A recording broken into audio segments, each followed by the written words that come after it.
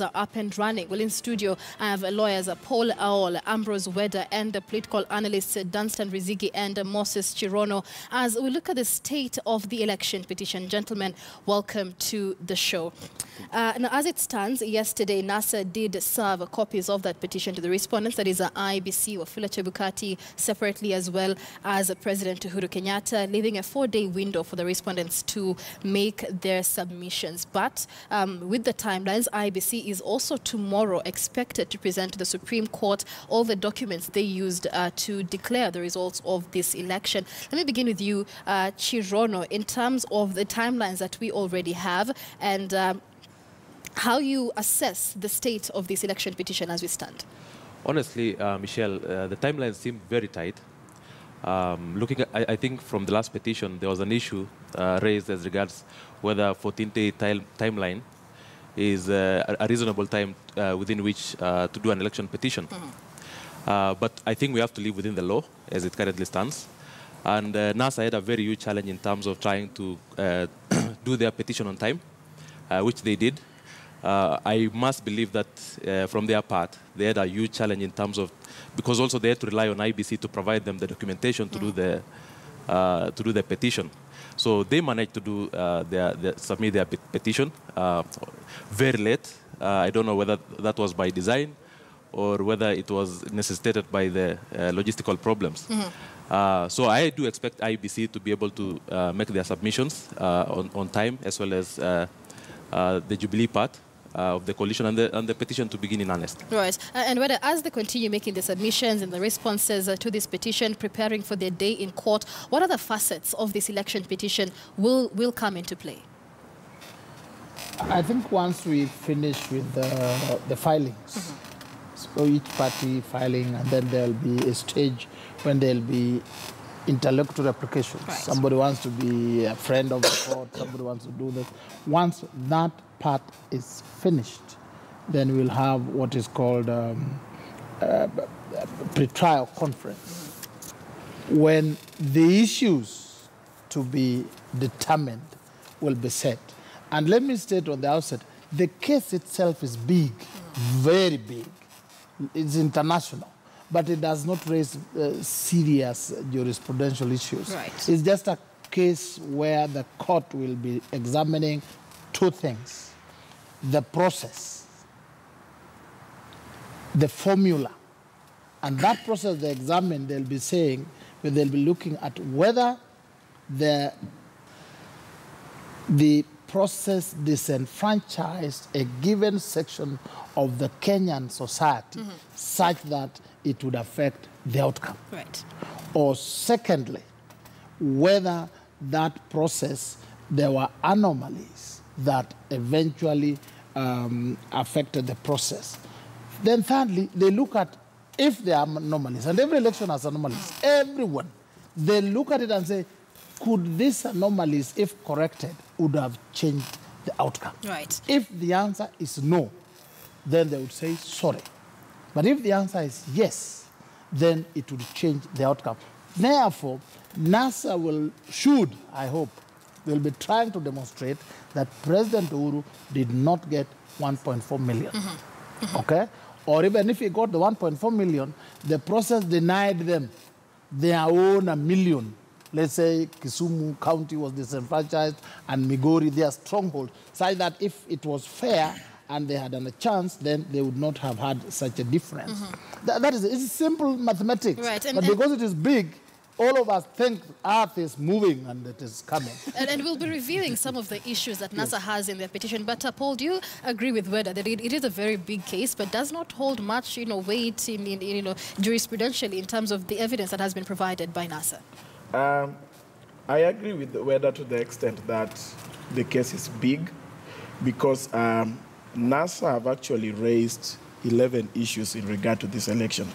But if you actually look at the issues they are raising, there is a consistent running theme that suggests or tries to ask, why have legal provisions if those legal provisions will not be obeyed? Basically, what NASA is saying is that we've took a lot of time to agree on how should IBC conduct elections, which constitutional principles are they supposed to follow when they are doing elections? That you don't just do elections, that you must do elections within certain confines. So what NASA wants the Supreme Court to answer is, why do we need these laws if somebody can actually do elections without following these laws, and that election is still declared valid? So basically what the NASA is saying is that how this election has been conducted, it has been so badly managed and administered that it does not even stand the test of being called an election. And it should be declared a nullity, and it is not even important as at now on who won and who lost. This election was so bad, and it doesn't meet constitutional principles, and it should be declared a nullity. Right. And, you know, the question is, are we talking about the bad presidential election or the general election as a whole? Because that then throws another spanner in the works. If you put into context, you know, the likes of Moses Wetangula, James Orengo, who won with, you know, a landslide win in their regions. Basically, there are two things that maybe we need to tell our viewers so that they understand that there are two things within elections. That one, there is standards that must be met and values in doing elections and what binds IEBC. Then there are specific things that must be followed in doing a presidential election. And actually, that set of these regulations are within the Elections Act that actually even says how should they be transmitted, in which matter and in which form. So basically, also, what we also need to tell the viewers that they need to understand that in court, you make prayers that concern you. You don't go and make general prayers and you say that some MCA in CIA election was rigged out. You go and actually say that what concerns me is this, and it has not followed the confines of the law. All right, Riziki, let's draw from what Weda said earlier. Any election has anomalies, and when you take these anomalies to court, they must be so substantial that they may change the outcome of the final presidential result. Let's continue taking a look at some, as we review NASA's petition that has now been given to the respondents. And on the dailies this morning, making headlines, is that NASA have singled out 27 counties where vote rigging occurred. In those 27 counties, they've zeroed in on 63 constituencies where they said there were massive malpractices. In Central and Rift Valley, for example, they claimed that their agents were kicked out and unknown people instead hired to sign those forms for 34A in their place. Your thoughts on some of these prayers and you know, bits of evidence contained in NASA's petition? You know, one thing we should ask ourselves, how do you find ourselves in this conundrum? One is that there was an application by Maina Kiai and 3 others in the High Court that went to the Court of Appeal. And the Court of Appeal made some ruling with regards to how the elections results shall be transmitted, with regards to what the role of ROs, the role of the IBC chair, and the role of the commission at large. What's more important at this moment in time is that NASA wanted the results to be declared at the constituency level. And the results declared at the constituency level should be final. And that is what has really caused all this confusion at this moment in time. Secondly, the role of an RO and a PO were clearly defined out within the purviews of the Court of Appeal ruling. One, the role of the PO or the presiding officer was to transmit the results as collected, as tallied, verified, and collected at the polling station. And it was transmitted in 2 forms. One, to the KIM system directly, that is the tallying system, using an USD kind of format. That is, you take the results, if it's, let's say, 330 votes, you transmit it directly to the system. That is now the results you are seeing on the computers. Secondly, he was to scan the Form 34As and send it directly to the National Tallying Center. Thereafter, the same forms, you was to send them to the RO at the constituency level for the purposes of tallying and collecting results at the constituency level. And then the RO was the person who was supposed to declare the results, the provisional results, at the constituency level, which were final. Once these results are declared at the constituency level were final, then it means at the tallying center, the IBC, the chair, as provided by Section 39 of the Elections Act, had no role in terms of verifying Actually, that's the first problem. Had no role in terms of actually even doing anything to it, but rather just collating the same results and transmitting them. So if at this moment in time we have any anomalies at the constituency level, for example, as NASA has alluded, then the agents, first of all, the agents of the various parties were allowed to be at the polling station. If that's not the case, then there are agents within the various polling stations or within the various regions, as alluded, then they were supposed, first of all, to write an affidavit to that effect. If they've done so, that's a good case. But NASA says that the agents were kicked out and other people hired in their place to sign this. I think that is, it can't work that way. How can you hire somebody who is not even your agent? And you know, one thing that we must appreciate as a country, NASA do not have agents across the country. That is a reality. One, the adopt polling station that NASA had come up with didn't work across the country. So in their perceived strongholds, they left some areas more. So maybe they are perceived, maybe Nyanza and part of Western, they left those roles to governors. When you leave such roles to governors, you don't have a clear command structure, then you get away, or where we have infiltration of agents. And in their perceived, maybe Jubilee zones, they didn't have agents in those areas, which is true.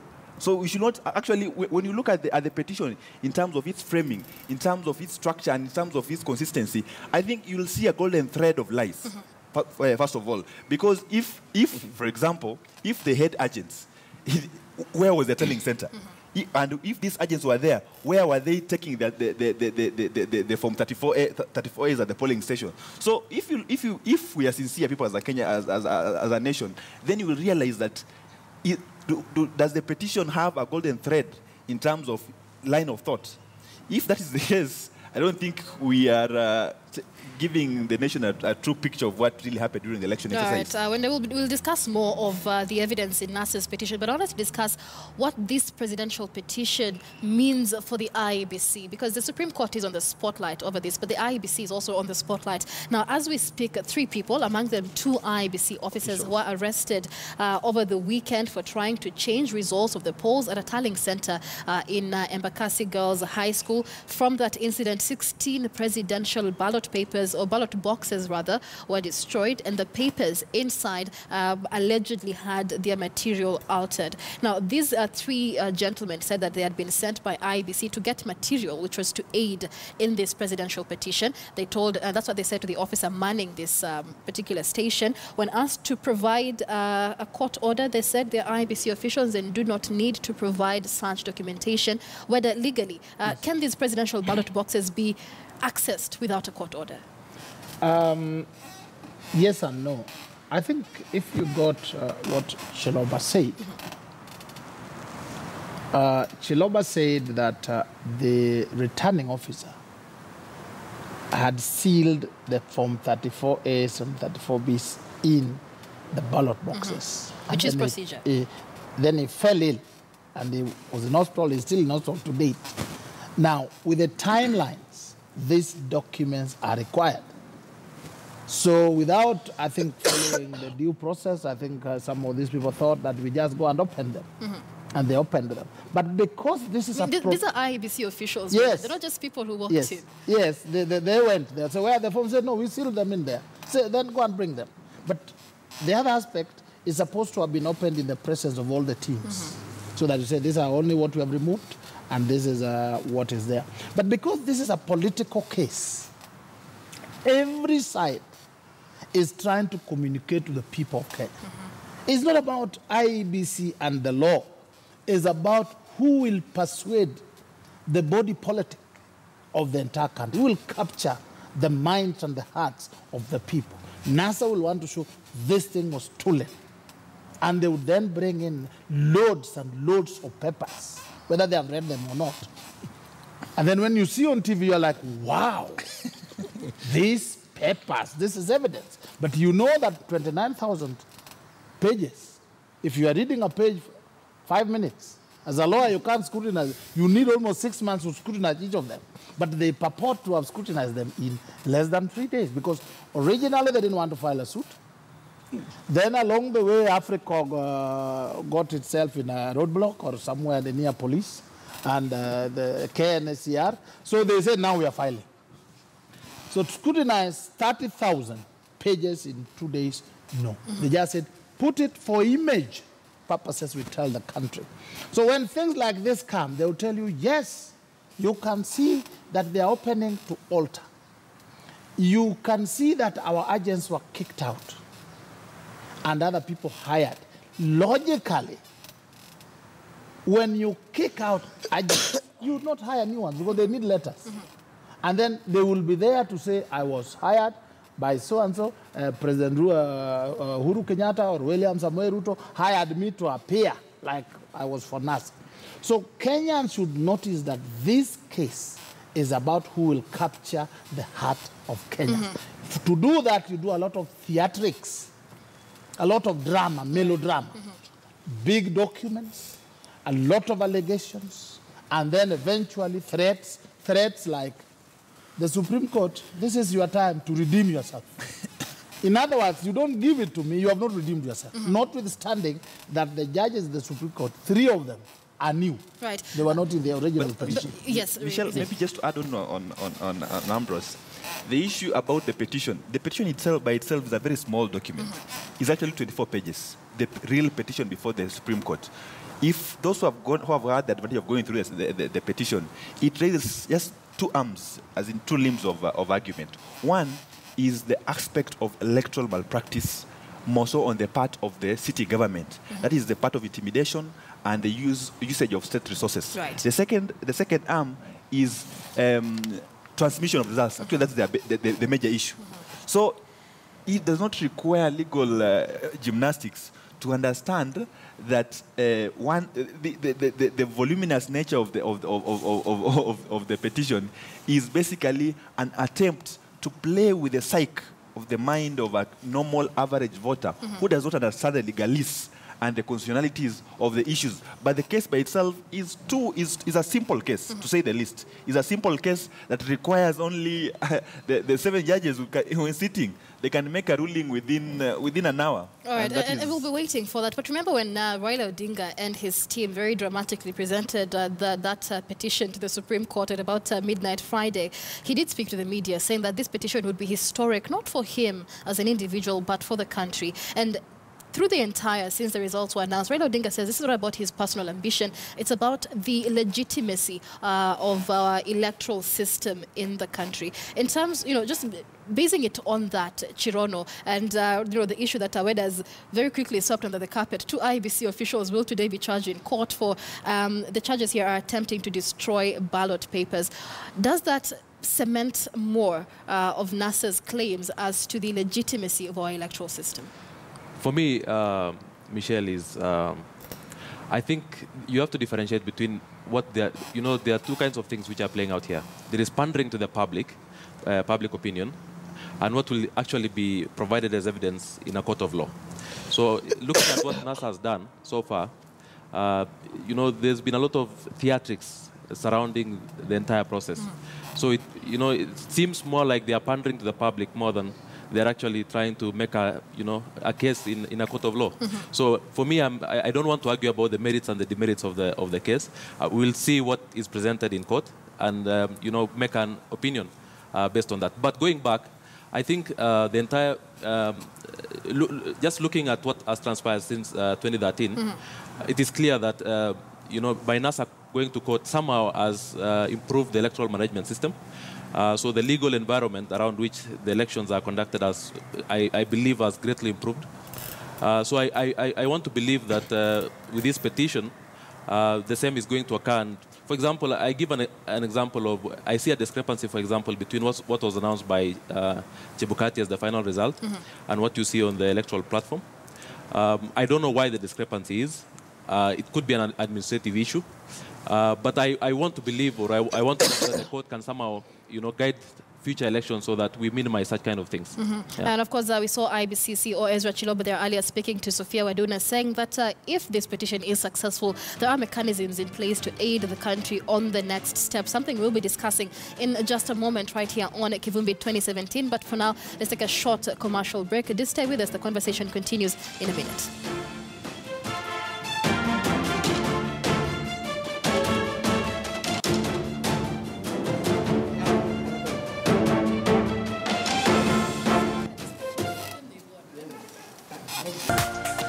This is KTN News.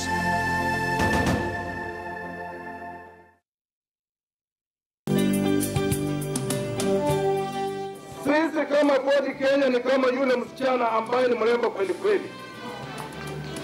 Na msichana akiwa mrembo hatafuti wanaume. Wanaume ndio wanaenda kumtafuta.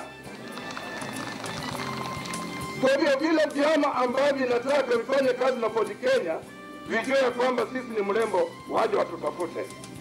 Na wakija kututafuta wanatakana wajue chama kiko na viongozi.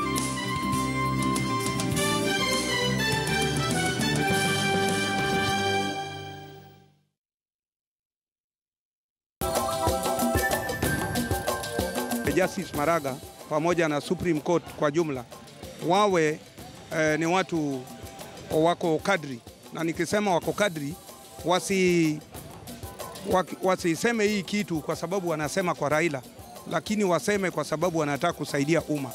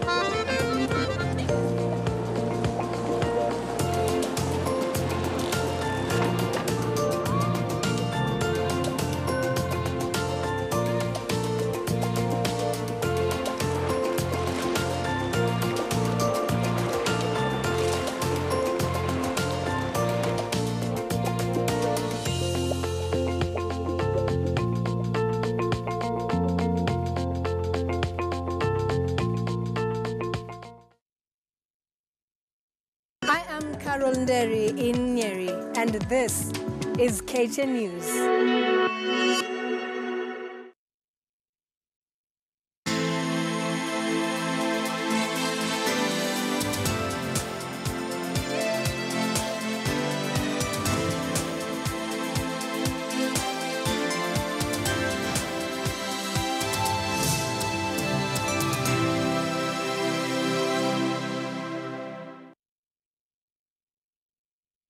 Kutoka maeneo ya magharibi ya Kenya nikiwa Bungoma, mimi ni Robert Wanyonyi na hii ni KTN News.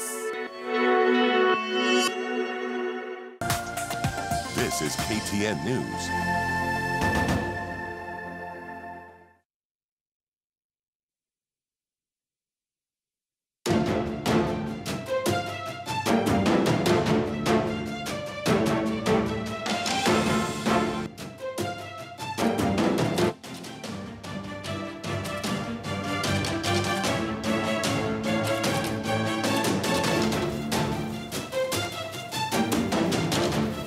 Welcome back. This is The Way It Is on Kivumbi 2017. We're analyzing the state of the presidential election petition that was filed at the Supreme Court by the opposition NASA 2 days ago. And in studio for this conversation, political analysts Paul Eol and Dunstan Riziki, as well as Ambrose Weda and Moses Chirono, helping us analyze the situation as the Supreme Court prepares to sit in this petition. And gentlemen, before we went on break, we were discussing the numbers and the claims that NASA has come out with. Let's come to you, Paul. You have read in a bit more detail the contents of this petition. There's about 10 or 11 issues, or points of evidence that NASA is running on. Weda and Riziki here, Dunstan, seem to think it does not hold much water. Your thoughts? Actually, I don't know why they are belittling this whole petition because some of the issues NASA are raising are very serious, and actually, if this court determines, we will get to know whether there was real election. For example, you look at what are contained in these documents as part of the evidence. For example, NASA are saying that there are some documents where you get like one presiding officer signed multiple forms. What they're simply saying was, can one presiding officer be in charge of several polling stations? And there are quite a number. And they're saying that we will produce this in court. Secondly, they are saying there are some forms that have not been signed at all. Like IBC have presented forms that have not been signed. So they're even asking, can you present valid forms that have not been signed? Thirdly, they are saying that as at when they were lodging this election petition, they were able to access 25,000 Form 34As. And out of those Form 25,000, 14,000 had issues. Serious issues that they are saying that if they try to reconcile, actually substantially changes who won this election. Like some of the issues they are raising, for example, when they say that some of their agents were thrown out, you take an example of Kiambu.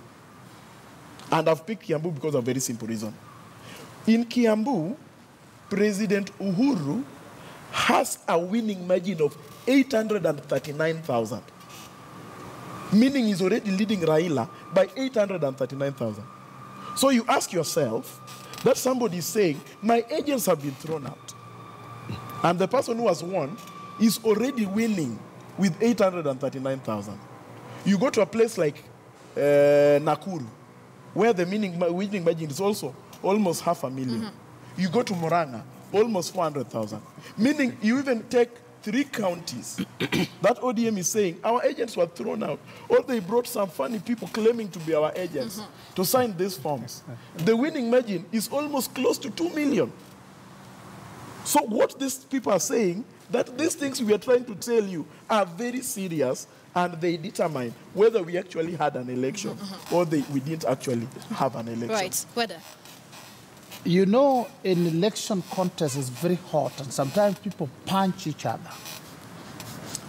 And rarely do we have unanimity in signing the forms.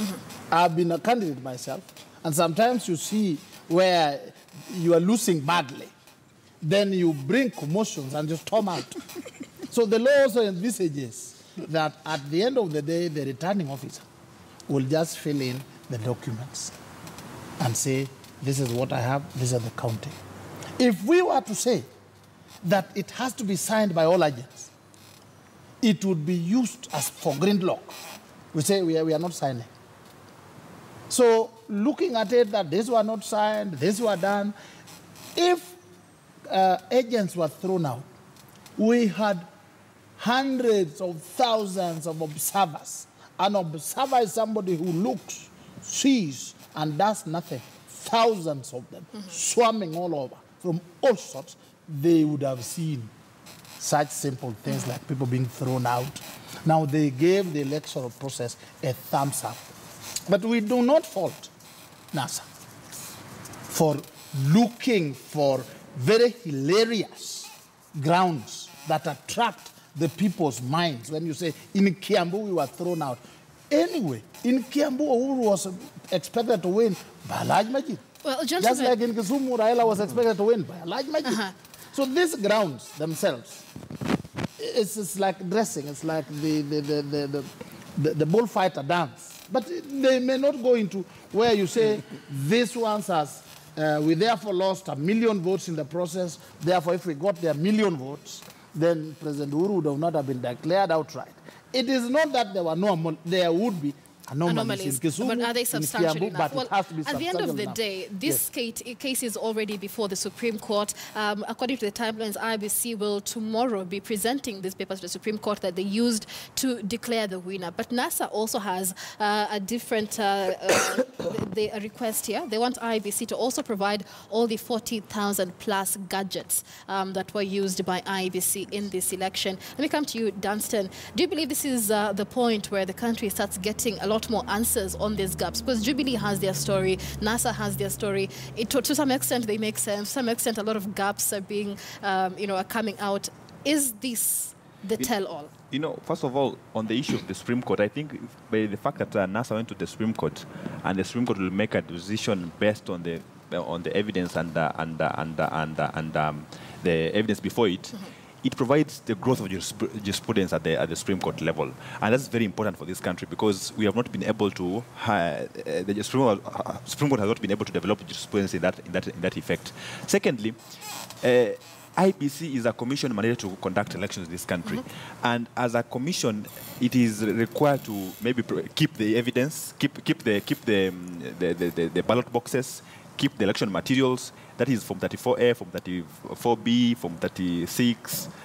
All this is within their mandate. So by them giving the same documents or same materials to the court, it's within their mandate, and that is actually what the Supreme Court's elections, presidential elections rules that were promulgated this year provide. So I think there's nothing sinister about that. It is within their mandate. If NASA requests for the same, it's within their mandate. But more importantly, we'll also want, personally, as a political player, and NASA as a political player in this country, should also provide this country with their evidence. Because one of the things...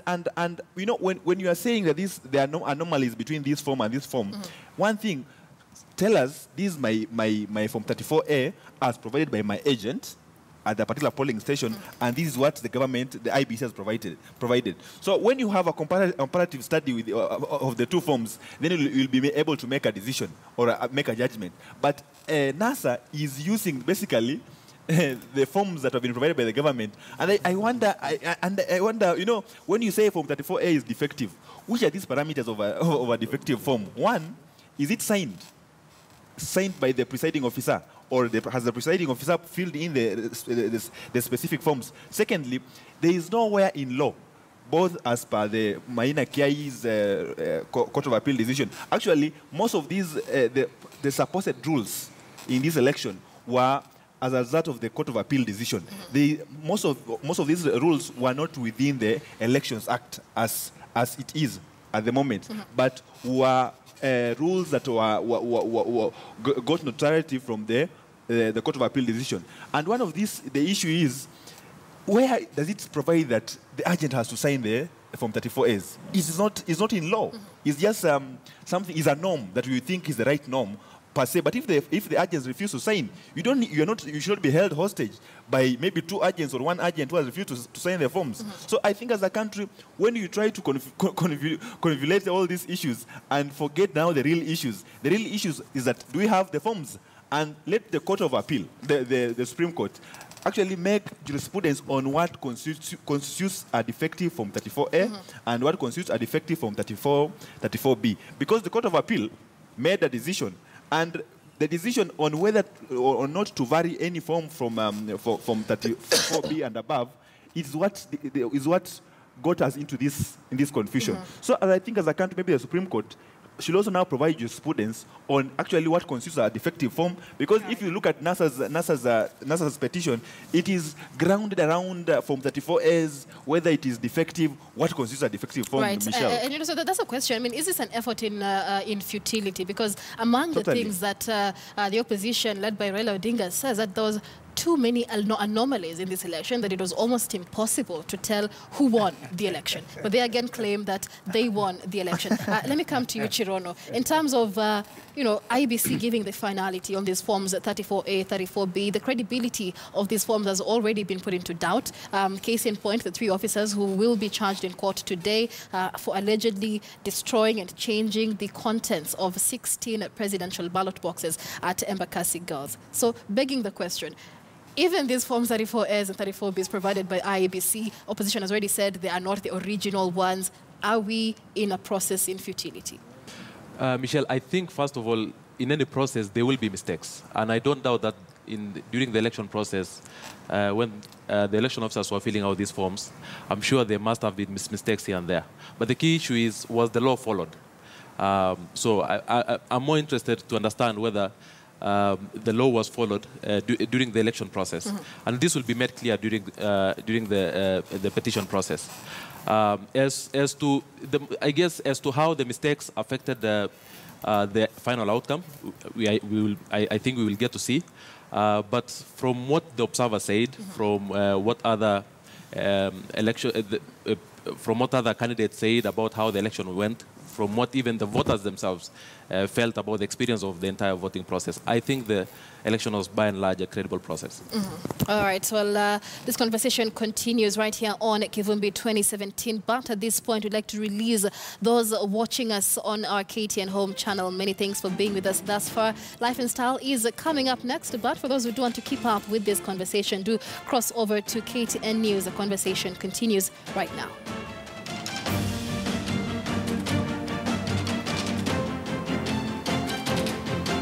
All right, Weda, this is the 6th presidential petition in Kenya's history. It is the second one pitting the very same players, President Uhuru Kenyatta and Raila Odinga. And the history of presidential petitions, I mean, you've been there, I believe, for almost all of them, has not been very smooth for the country. What is your assessment on the impact of this petition on the country as a whole?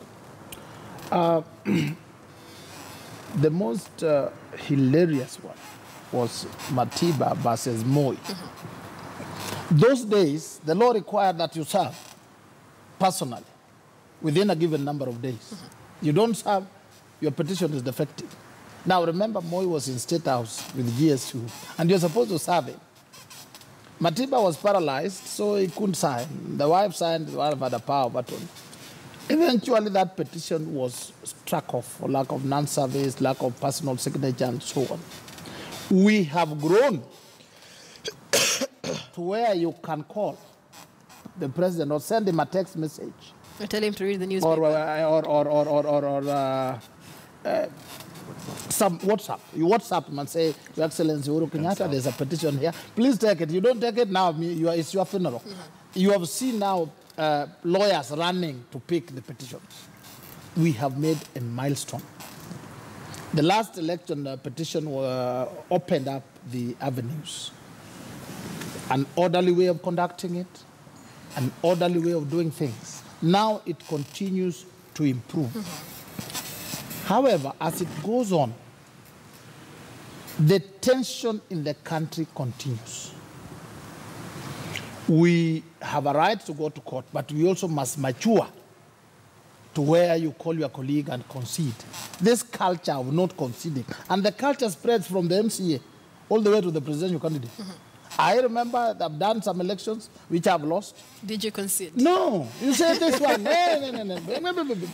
It's very common. You saw people running as independents because they just didn't want to concede. You saw people claiming that I lost because of the deputy president. He's the one who has rigged people. They now went direct to IBC and they still lost. So this is the culture which I think the churches and all of us will have to praise as people learn to concede. Then the country moves on. You have seen Right Honorable Raila Odinga has now shifted focus. This petition is not about me.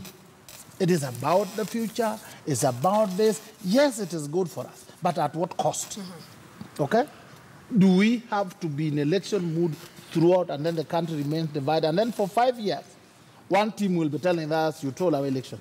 The other one will be like, we defeated. So we also need to think about the country. But the improvements have been very good. Right. And a lot we give credit to Honorable Raila Odinga. He's a resilient fighter. Over the years, the space we enjoy that my colleague now enjoys to talk freely, he fought for it. There were days, a few of us also contributed, some of us who also found their way into Nyati House. Those when Moi was Moi. Now things are good. We give him credit, but we also believe that there must come a time when you say, this one I have lost. Right. I concede. The people of Kenya, you betrayed me. I thought I was your best, I've done the best, but you still went for other people. This lack of courage to concede will concede. Right. And whether the people legacy. of Kenya, they are disappointed him or not is still debatable. The Supreme Court will decide that. But Paul, this is, of course, about strengthening our democracy as a country with every process that we go through. And what it says, we've come a long way since the first presidential petition that we saw. Your thoughts, your assessment on the state of democracy being shown by this particular presidential petition and the way that it is being handled? Yeah, basically, if I go back to NASA's petition, I want to say that it's really, really academic. Because most of the issues it raises are constitutional normative issues that go to the basis of that if this, and this is not guaranteed, do we still have an election? Basically, what NASA wants the Supreme Court to declare that on the background of all this, can we actually call this an election? Like even, for example, they are saying that there was a reason why we decided that a candidate is allowed to have agents. There was a reason. There was something that we wanted to cure. When now you decide that you're throwing those agents out and you go ahead and declare, is that still an election? They are saying there was a reason why it was decided that election results must be transmitted in a given form. There was a reason. There was some mischief that we wanted to sort out. When you go ahead and transmit those election results in a format that is not prescribed by the law, do we still accept those ones as the needy? Thirdly, they're actually even saying that there were certain things that were agreed. Like, for example, he says that deliberately, why would IBC pick out a service provider that is unable to cover the transmission infrastructure of almost a third of this country? Like he's saying, like what NASA is saying, that they were supposed to test this system, and that is by the law. 60 days to the election. 60 days. And that is as per the law. IBC decided to test this system 2 days to the election. And then they tell the nation that almost 11,000 polling stations cannot fit within this system because they are outside 3G and 4G network. So what NASA are actually saying, look at what these people are saying. They know what the law is. They deliberately decide not to follow the law in whatever they are doing.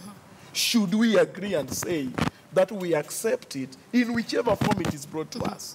So basically what NASA is saying, that this Supreme Court must tell us what is the importance of having legal regulations if somebody can decide not to follow them. Right. And what he wants still stands. And of course, Raila Odinga is saying that this now is the second chance for the Supreme Court to redeem itself.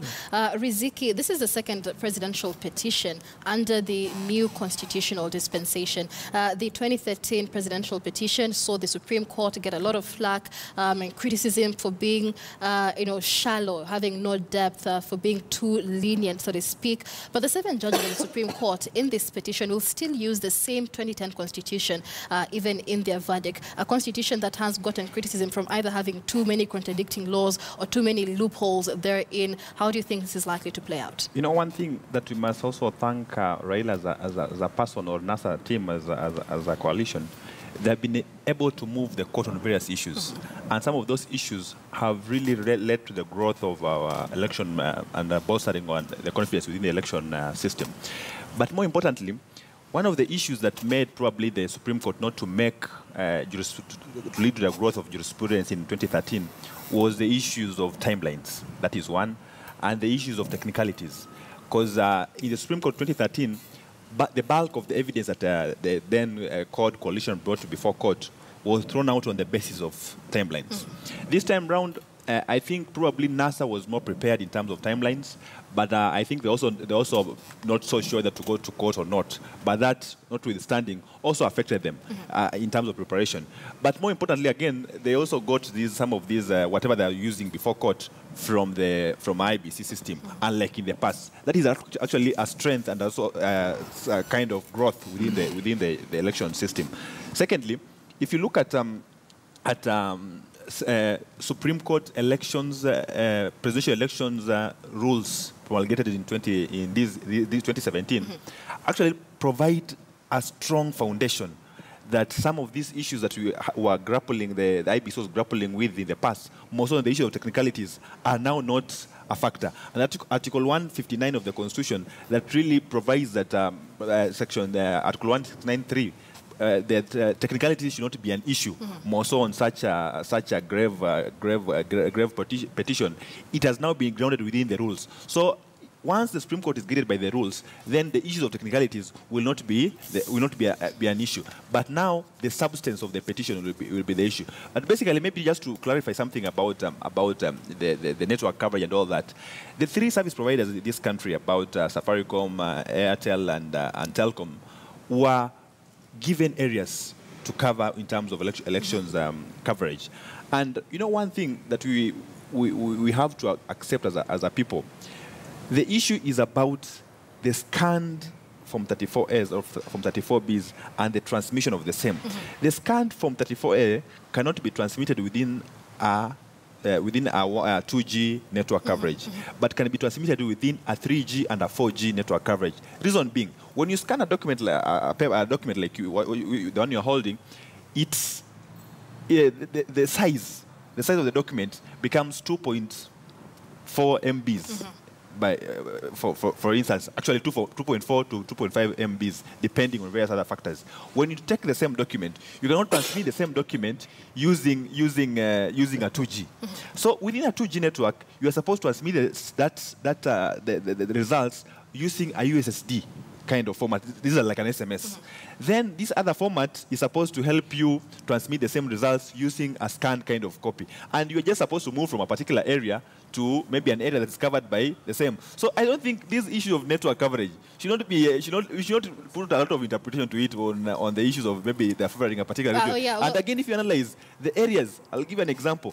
The areas that there was little or less coverage in terms of the 3G and 4G network were NASA zones.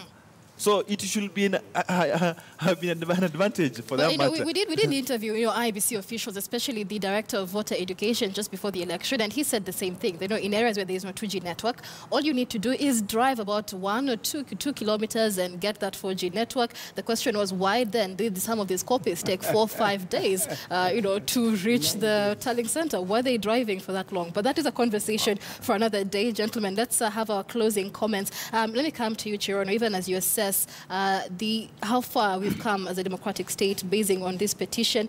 But there's something interesting as we move away from the petition, and this is a succession wars within the opposition. Let's discuss this man, Moses Wetangula, seems to always have one foot out the door, always has both worlds, because while he was lobbying to be a co-principal, or was it deputy president, he's also a senator. But he now says that he will be succeeding Raila Odinga as the opposition chief and running for president in 2022. Chirono, your thoughts on this as we wind up? Well, I think that one of the consequences of this election is that it is going to retire a lot of politicians. I'm sorry to say that for the principals who are in NASA, I don't see a lot of political future for them. I think there are a lot of new politicians who are going to take their place. From the likes of Mutua, I think Kalonzo is going to have a serious run to be able to control the eastern block of votes. Similarly, in Nyanza region, given this was so to say, the last bullet of Raila Odinga, I presume other politicians are going to come up to take his place. So if you also go back to the western region, I think if you look at the voting patterns, I think Jubilee got a lot of votes when they got in 2013 in the western part of Kenya. And by consequence, the NASA principals from that region lost a lot of credibility. So I think it is going to be a very tough call for them to be able to sustain their momentum going forward. I think new politicians will come up. I mean, are we likely to see another case of betrayal arising from a memorandum of understanding? Because Moses Wetangula wants to run for president, Kalonzo Musyoka, Musalia Mudavadi all want to run for president. What does this mean as for the future of NASA? The seat that Wetangula used to occupy, and his MP is a Jubilee MP. That shows how weak the nexus is. But one thing that we need to toy with, is Baba will be on the ballot in 2022. And the groundwork is being laid. So those who think that Baba is written off and his days will be over, they will cry with Najicho Moja, the way Mudama would say. So there will be emergence of new leaders. Mudavadi will have influence. In fact, if our own Deputy President William Ruto was to come up, the only person who can give him a run for his money is Honorable Musalia Mudavadi. These others will be supporting caste, but there will be new realignment. The final thing I would like to say is this talk of the Supreme Court has a chance to redeem itself. That is blackmail. That is to try to put the Supreme Court in a corner where it is me or never. When NASA was winning in court, in the High Court, it was celebration all over. But if they lose one case, they say, this is now a Jubilee High Court. Now they have gone to the Supreme Court. And I'm telling the Supreme Court judges, you stand up and do what is right. You don't have to please anybody. Honorable Raila, if you want to win, you do not blackmail judges with all sorts of threats. You persuade them. All right. Paul, your closing comments. First of all, I think there are issues like, I don't think that the Supreme Court is actually being blackmailed, because there are issues that NASA have raised. Like, for example, NASA have said that what they used to decide, or the principle they used to decide on rejected and spoiled votes, maybe they need to look at it again, because even from where it came from, it was a minority decision. And I'll tell you why it is not blackmail. One, if you look at what they consider spoiled or rejected votes, they actually account for 2.6% of the vote. And also, I can tell you, because it reasons that I don't know, even me, I still don't understand, there are people who, it is not that they are illiterate, but they want to express their voting right by saying, there is no candidate I prefer among these people. That somebody decides and says, all right, it's Uhuru and Raila running. To me, I see no difference. I'm going to spoil my vote. And they want their vote to count. To me, it's an opportunity for the Supreme Court to look at and do an inquiry of why somebody will come and decide, I'm not voting Raila, I'm not voting Raila. What basically the Supreme Court is doing is to force us that you must elect somebody. What they're saying is, we've been given an opportunity to decide that there is no candidate. And I'll tell you what it means. The decision on this 2.6% of the rejected votes might determine the 50 plus 1%. It might determine. Actually, there are rumors that maybe in 2013, it was rejected to enable Uhuru Kenyatta get 50 plus 1% of the votes. All right, that's a conversation we'll have to explore on a different day, but Dunstan, your closing comments. One is that the Supreme Court, at least at this moment in time, I am sure the judges at the Supreme Court are judges of high repute and will not be cornered in a box by political machinations and gerrymandering through the media and all through other forums. But basically on the issue of succession, going to 2022,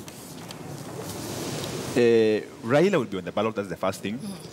Despite him already saying that this was his last and it cannot be his last attempt, because Raila believes he must be the president of this country. And that is a very wrong mentality to have as maybe among the leaders for this country. Secondly, if you look at Wetangula is a strong KANU member.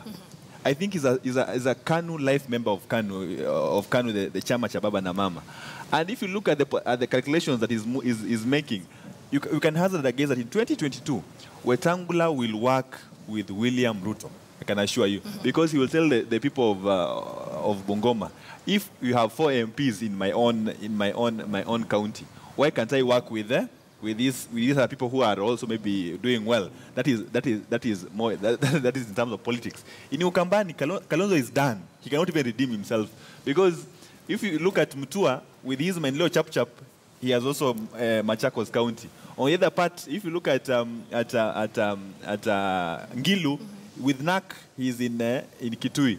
If you look at Kivuta Kibwana was not principally in Wiper. Kivuta Kibwana had his own party called Sisi Chama Cha Uzalendo. And he just came to party to Wiper just to seek refuge and also to hoodwink the voters to vote for him. So Kalonzo literally has no members, has no governor, has no senator.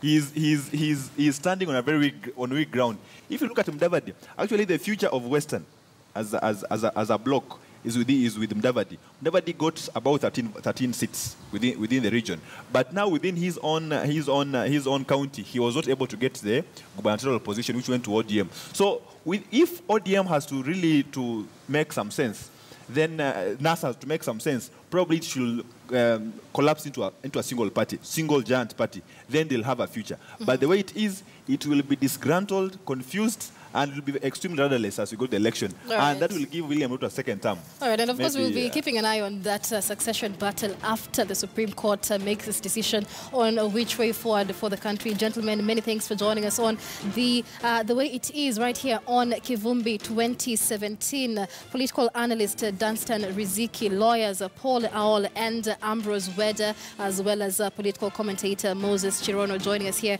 on Kivumbi 2017. Bring us to a short break here, but do stay with us. When we come back, we'll take a look at some of those top stories making headlines in the country.